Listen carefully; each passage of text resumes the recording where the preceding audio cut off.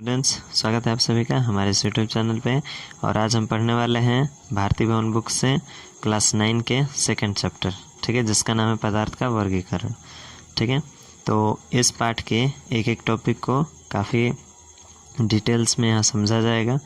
ठीक है, तो अगर आपको वीडियो अच्छा लगे तो हमारे चैनल को सब्सक्राइब कर लीजिएगा ताकि पूरा पाठ आपके समझ में आए, क्योंकि इसका वीडियो जो है थोड़ा थोड़ा करके अलग अलग पार्ट में आता रहेगा। ठीक है, तो चलिए शुरू करते हैं आज के इस वीडियो और इस पाठ को। ठीक है,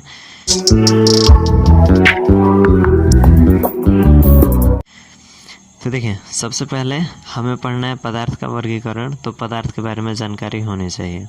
ठीक है, जैसे कि हमने पिछले पार्ट 1 में पढ़ा है, पदार्थ वो होता है जिसमें कुछ द्रव्यमान हो, भार हो और जो कुछ स्थान घेरे या रुकावट डाल सके। ठीक है, उसे पदार्थ कहते हैं। अब यहाँ जो पदार्थ है उसका वर्गीकरण किया गया है, यानी कुछ अलग अलग भाग में बांटा गया है।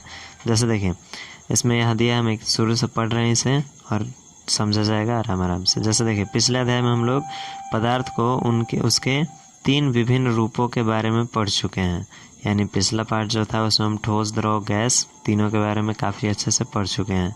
साथ ही हम लोग पदार्थ के तीनों रूपों के प्रमुख भौतिक गुणों की भी जानकारी प्राप्त कर चुके हैं।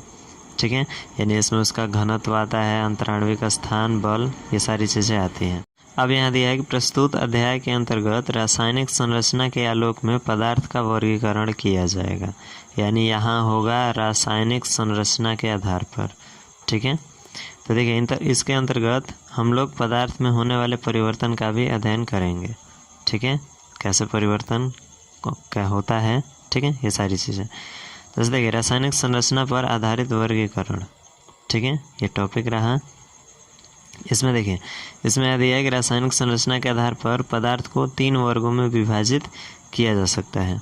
ठीक है, 3 वर्ग, और वो तीनों वर्ग कौन कौन सा होगा? तो इसमें देखिए, पहला है तत्व, दूसरा यौगिक और मिश्रण। ठीक है, यानी तत्व, यौगिक और मिश्रण, जो कि काफ़ी ज़्यादा इम्पोर्टेंट है। ठीक है, यानी कि इसे समझना हमारे लिए सबसे ज़रूरी है। ठीक है, तो देखिए, पदार्थ शुद्ध द्रव्य के रूप में या 2 या अधिक शुद्ध द्रव्यों के मिश्रण के रूप में रहता है। यानी कोई भी पदार्थ हो, या तो वो पूरी तरह से शुद्ध होता है और नहीं तो उसमें कुछ चीज़ें मिली हुई होती हैं। ठीक है, तो पदार्थ के इन विभिन्न प्रकारों को नीचे दर्शाया गया है।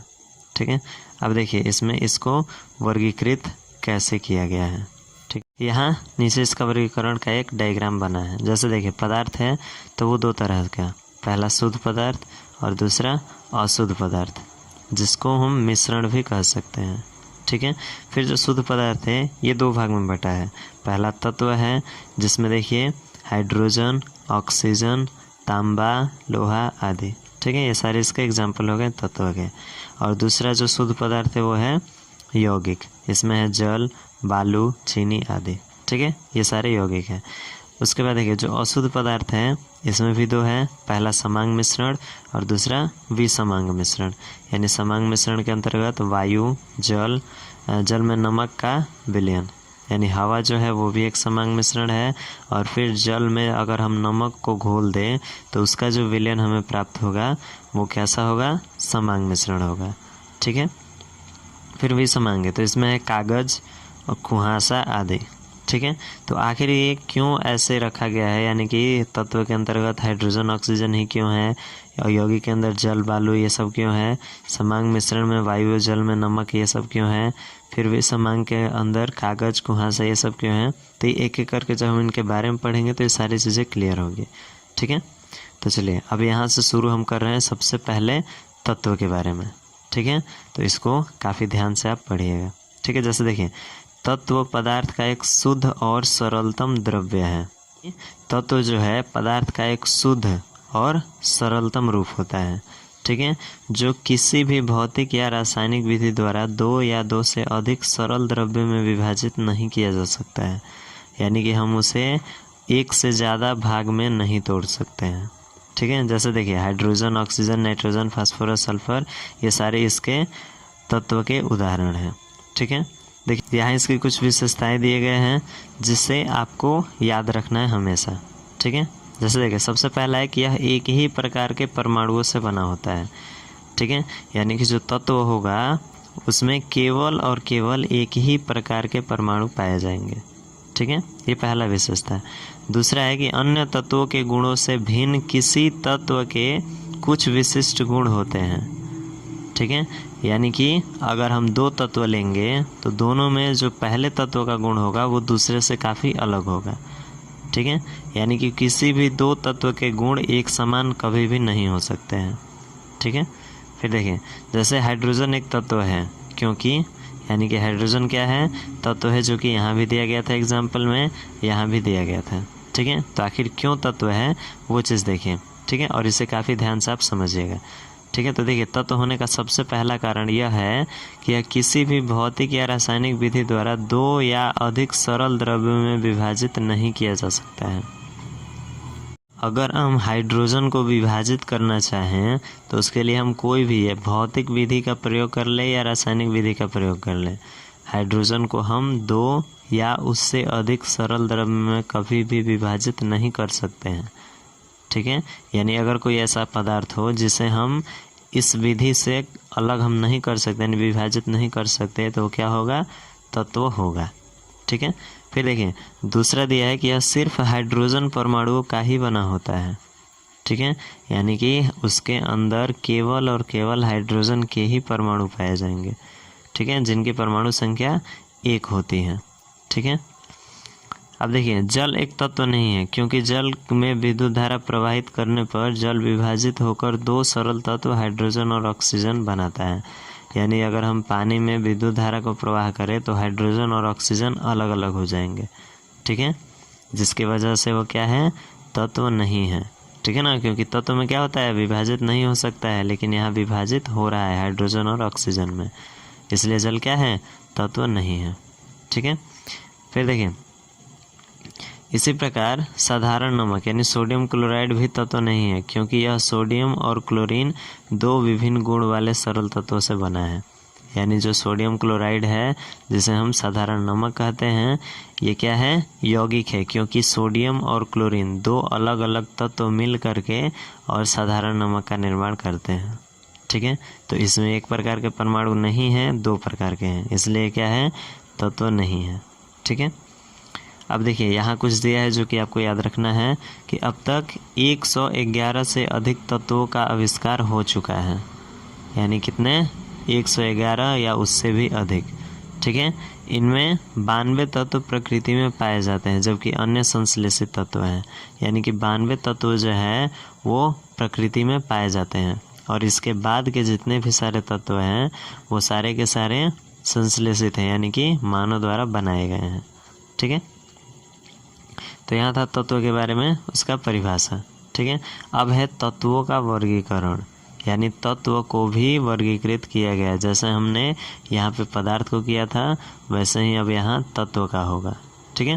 तो इसमें देखिए इसमें क्या है कि तत्व मुख्यतः दो प्रकार के होते हैं, ठीक है, पहला धातु और अधातु, यानी यहाँ तत्व को दो भाग में बांटा गया है, धातु और अधातु में, ठीक है।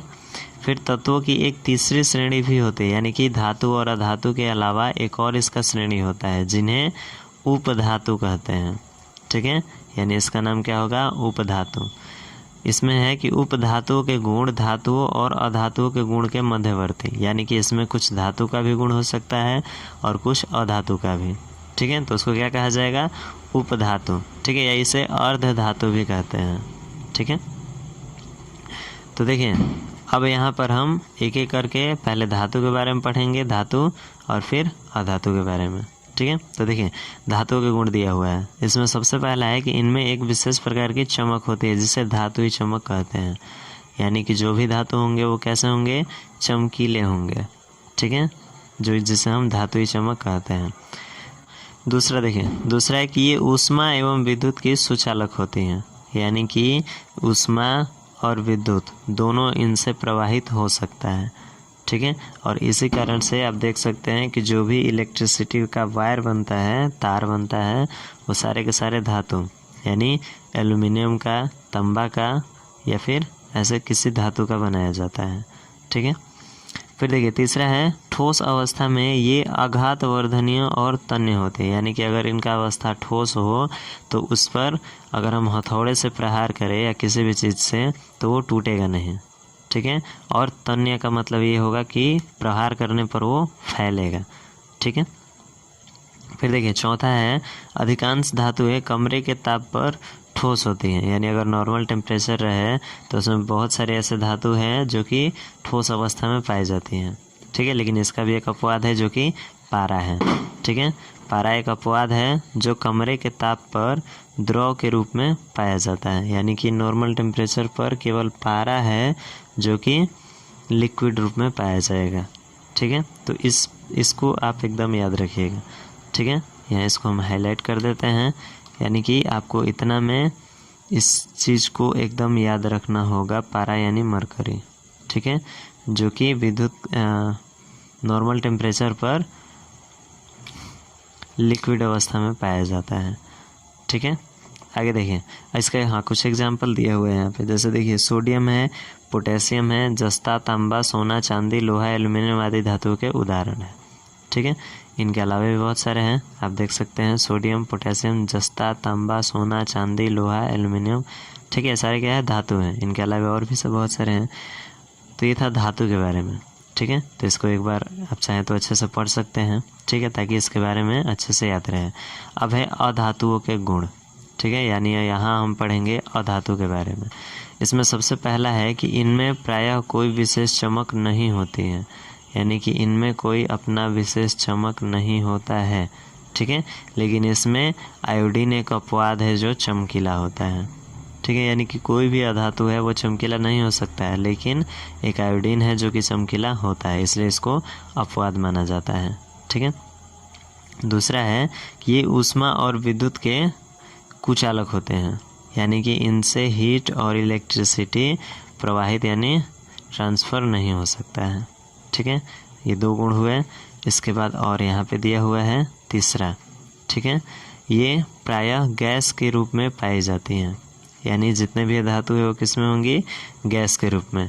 किंतु कुछ अधातुएं जो ठोस रूप में पाई जाती हैं वे मुलायम और भंगुर होती हैं, यानी कि वैसे अधातु जो ठोस अवस्था में पाया जाता हो वो मुलायम होगा और भंगुर होगा। तो भंगुर वो होते हैं जिनको अगर हम किसी चीज़ से मारें यानी उस पर जब प्रहार किया जाए तो वो टूट जाए, ठीक है, तो भंगुर होते हैं। कुछ गैस के रूप में हुई, लेकिन कुछ क्या हुई, ठोस के रूप में, ठीक है।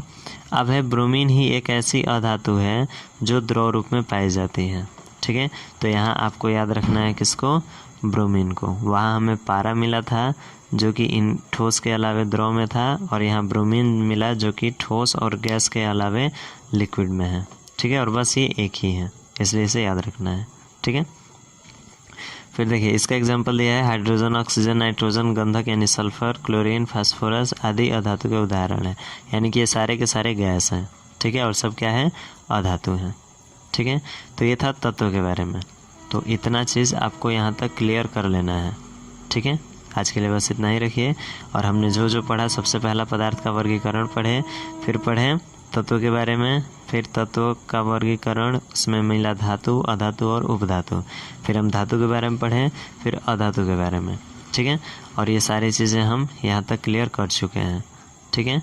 तो आज के लिए बस इतना ही। ये सारी चीज़ें आप एक बार अपने से पढ़िएगा, समझिएगा और हो सके तो याद रखिएगा, ठीक है। तो आज के लिए बस इतना ही, मिलते हैं अगले वीडियो में, और हमारा अगला टॉपिक होगा यौगिक से, ठीक है।